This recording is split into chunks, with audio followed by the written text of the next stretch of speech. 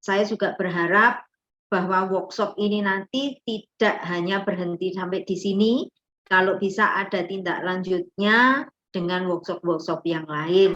Mungkin ada pelatihan-pelatihan atau juga ada kerjasama-kerjasama yang lain yang nantinya akan membawa Saraswati, SMK Saraswati khususnya akan lebih baik dibanding tahun-tahun sebelumnya.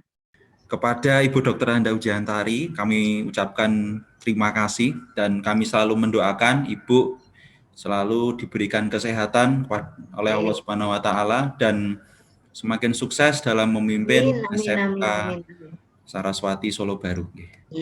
Yang terhormat Ibu Dr. Anda Ujiantari Retno Purwaningrum, Kepala Sekolah SMK Saraswati Sukoharjo, yang kami hormati Bapak Wisnu Wibi, Koordinator atau Wakil Kepala Sekolah SMK Saraswati Sukoharjo, dan juga yang kami hormati Kaprodi Manajemen Bapak Salman Faris Insani, dan Bapak narasumber pada acara virtual tour Fakultas Ekonomi Univad ke SMK Saraswati Sukoharjo, yaitu Pak Ardian Prima Putra SEMM dan Pak Andi Yasmiawan SEMM, dan juga segenap panitia virtual tour pagi hari ini, dan yang saya banggakan juga adik-adik siswa SMK Saraswati kelas 10, 11, dan 12 yang berbahagia. Untuk kegiatan ini merupakan kerjasama antara Fakultas Ekonomi dan SMK Saraswati. Ya, kami mengucapkan beribu-ribu terima kasih kepada SMK Saraswati, dalam hal ini diwakili oleh Ibu Dr. Anda Ujiantari Retno Purwaningrum dan segenap panitia dari SMK Saraswati semuanya. Kami harapkan semoga acara ini bisa bermanfaat bagi adik-adik siswa SMK kelas 10 sampai dengan 12. Baik, tidak perlu berlama-lama ya. Kita akan masuk ke narasumber pertama kita yang paling hits, yaitu Bapak Ardian Prima Putra SEMM. Beliau adalah dosen di Fakultas Ekonomi Univad Bantara Sukoharjo, sekaligus penulis buku.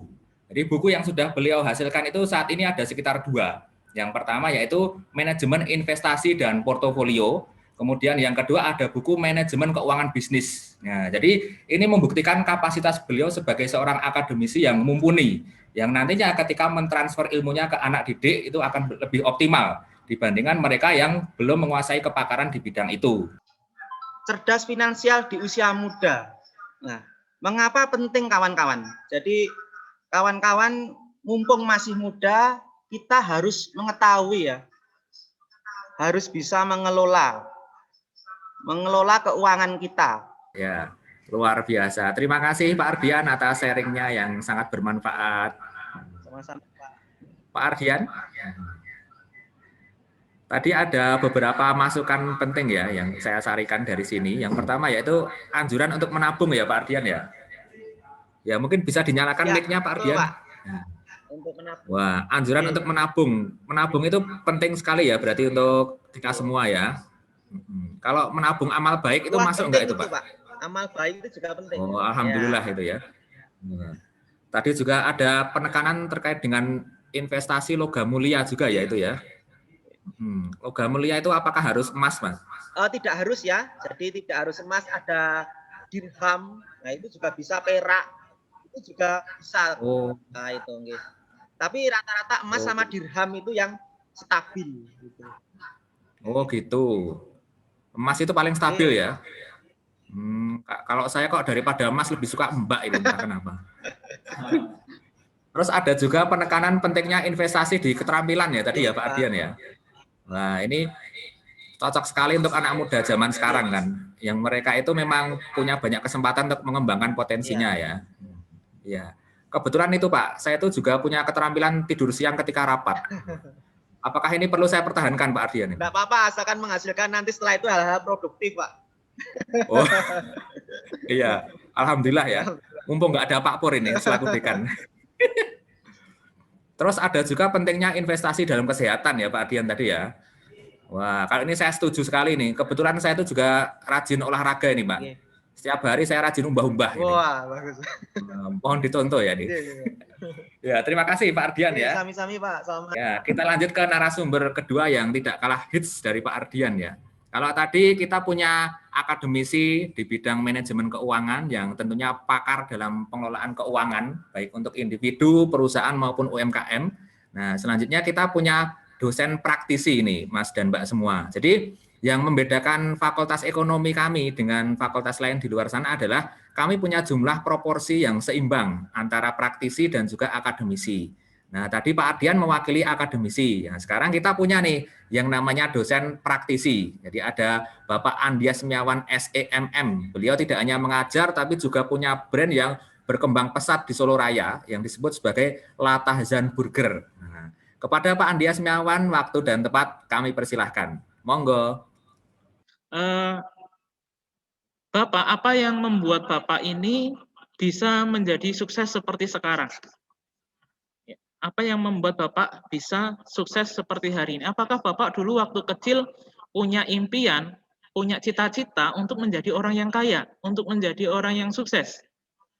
Nah, Bapak itu menjawab, yang membuat saya kaget, Bapak itu memberikan jawaban, enggak Mas, saya itu bekerja ya sesuai dengan apa namanya, saya enggak punya cita-cita, saya enggak punya impian. Saya itu bekerja, mengalir begitu saja. Nah, kemudian jawaban ini membuat saya itu kaget dan terheran-heran. Kenapa kok ada orang yang tidak memiliki cita-cita, tidak memiliki impian, kok bisa sukses seperti itu? Nah, akhirnya saya pulang dan akhirnya saya mencari literatur tentang apakah ada hubungannya antara impian, tindakan, dan kesuksesan. Ya, akhirnya saya mencari jurnal, mencari buku yang berkaitan dengan hal tersebut. Akhirnya ketemu jawabannya bahwa yang membuat kita sukses itu bukan impian, yang membuat kita sukses itu bukan tujuan. Yang membuat kita sukses adalah habit atau kebiasaan atau tindakan kita yang kita ulang-ulang setiap hari. Nah, Waalaikumsalam warahmatullahi wabarakatuh. Ya, terima kasih Pak Andias. Ini sebuah ilmu yang luar biasa ini, bermanfaat sekali bagi kita semua ini insya Allah. Pak Andias sehat ya nih? Sehat walafiat Pak Kaprodi. Alhamdulillah. Saya setuju nih dengan Pak Andias ini.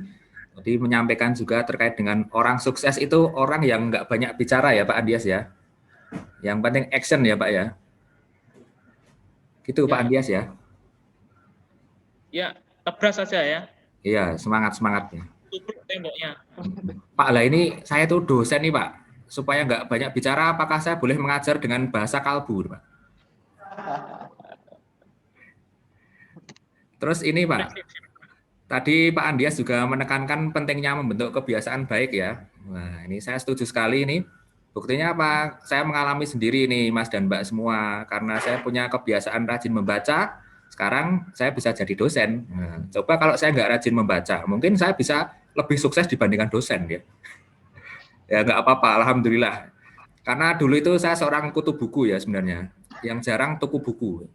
Jadi sejak SMA setiap jam istirahat saya rajin ke perpustakaan itu, numpang tidur. Investasi bagi yang belum punya modal. Nomor 2 yaitu edukasi. Apa yang dimaksud dengan edukasi? Oh ya, baik. Terima kasih. Dengan Mbak siapa ini? Mbak Nova dari kelas 12 PM. Oh iya, Mbak Nova kelas 12 ya. Ya, terima kasih Mbak Nova. Pentingnya edukasi itu maksudnya apa ya? Investasi dalam bentuk edukasi ya tadi ya Mbak Nova ya? Ya. Ya. Silahkan untuk Pak Andias mungkin ada tanggapan. Tadi dari Pak Andias kan itu terkait dengan pentingnya investasi dalam bentuk edukasi. Apa Pak Ardian tadi?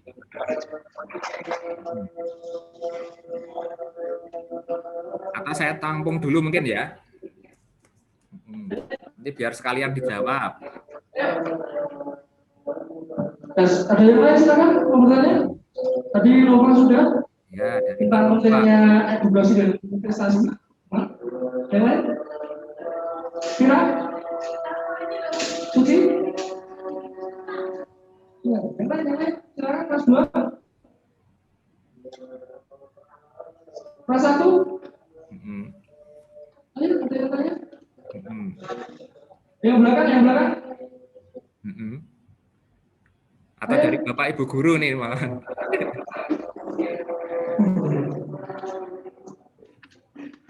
Silakan bertanya.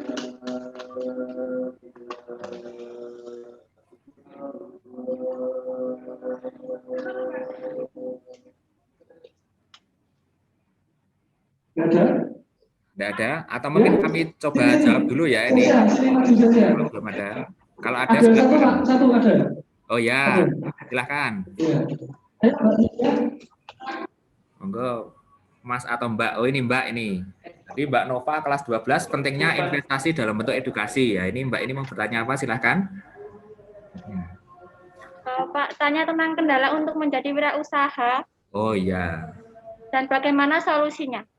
Baik, terima kasih. Kendala wirausaha dan solusinya ya. Ya, Dengan Mbak siapa ini? Sesia. Keisha. Sesia. Tresia. Oh ya Mbak. Sesia. Keisha. Namanya bagus sekali. Ya. Ya, kelas 12 ya. Kelas 11 atau 10 ini? Ya, kelas 12 BDPM. Oh, kelas 12 ya. Terima kasih Mbak Tresia. Ya. Ada lagi mungkin. Nanti untuk yang pentingnya investasi dalam bentuk edukasi akan ditanggapi oleh Pak Ardian. Kemudian untuk kendala wirausaha dan solusinya nanti akan ditanggapi oleh praktisinya langsung. Ini ada Pak Andias, praktisi kewirausahaan. Monggo barangkali kalau masih ada yang ingin bertanya silahkan.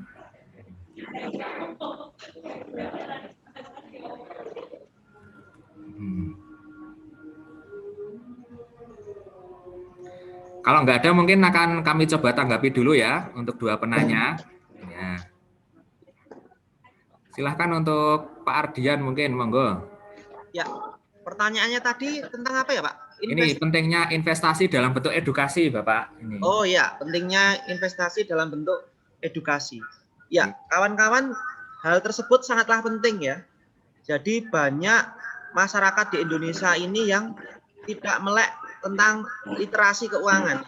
Jadi buta bagaimana cara pengelolaan uang. Jadi kalau di manajemen itu ada manajemen keuangan ya, manajemen keuangan, lalu di mata kuliah analisis investasi dan portofolio itu ada salah satu bagiannya juga ada manajemen keuangan keluarga. Nah, hal tersebut sangat penting ditanamkan sejak dini.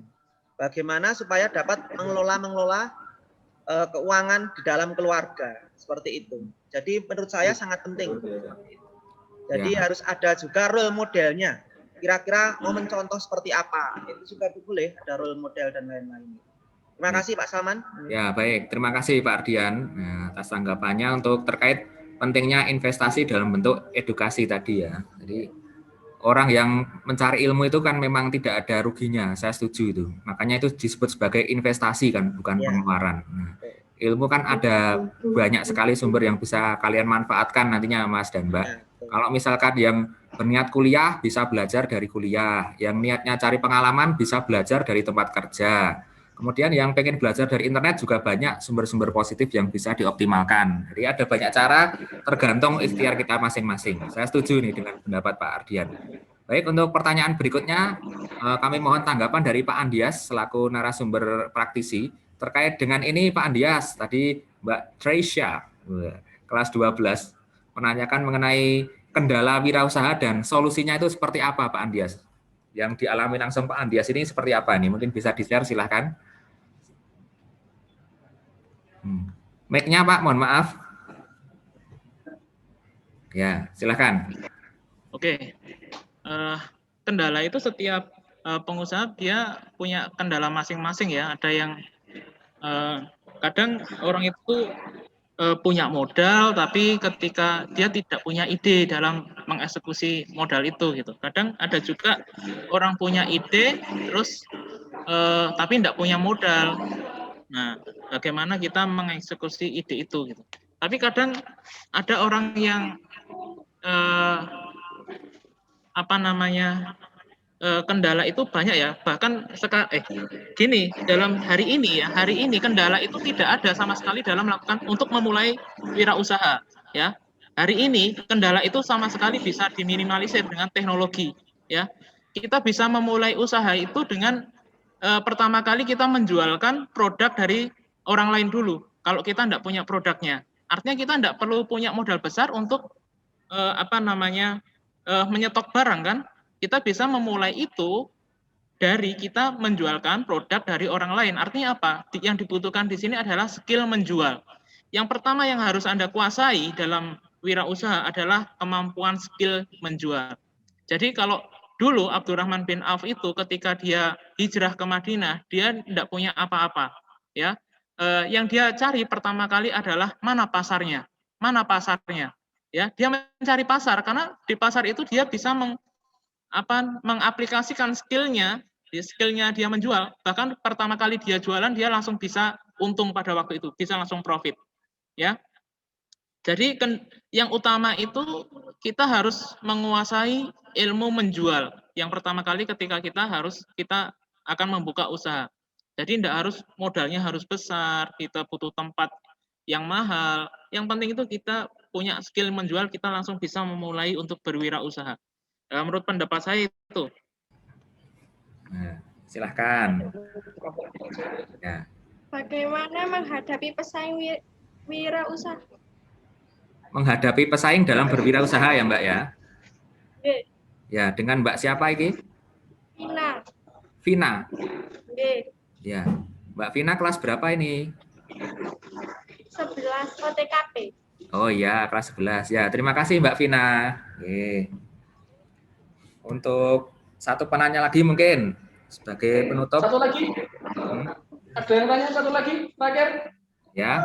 Oh, itu ada satu belakang, silakan. Monggo.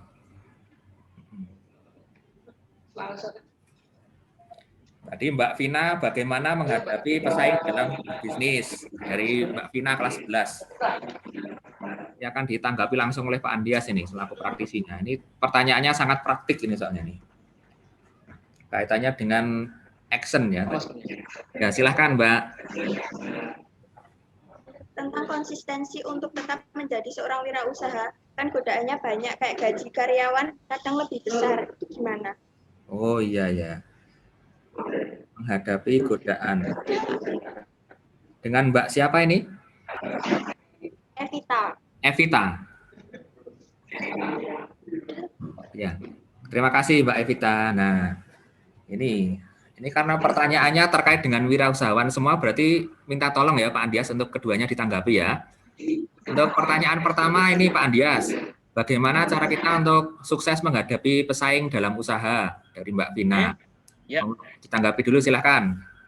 Nah, jadi sebenarnya kompetitor itu jangan dianggap sebagai musuh kita, teman-teman.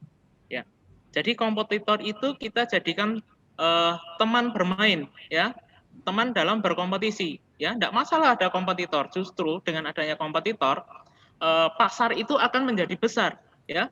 Daripada kita mengedukasi pasar sendiri, lebih baik dengan adanya kompetitor itu akan membantu mengedukasi pasar, ya, dengan produk sejenis. Artinya pasar itu akan menjadi besar, prospeknya akan membesar dengan adanya kompetitor, ya.